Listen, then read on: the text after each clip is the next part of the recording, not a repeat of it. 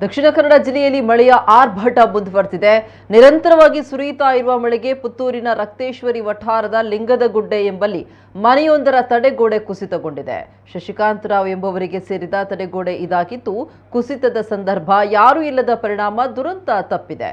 ಅಪಾಯದ ಸ್ಥಿತಿಯಲ್ಲಿ 3 ಮನೆಗಳಿದ್ದು, ಸದ್ಯ ತಡೆಗೋಡೆ ಕುಸಿತ ಪ್ರದೇಶಕ್ಕೆ ನಗರಸಭೆಯ ಸದಸ್ಯ ದಿನೇಶ್ ಗೌಡ ಭೇಟಿ ನೀಡಿದ್ದಾರೆ.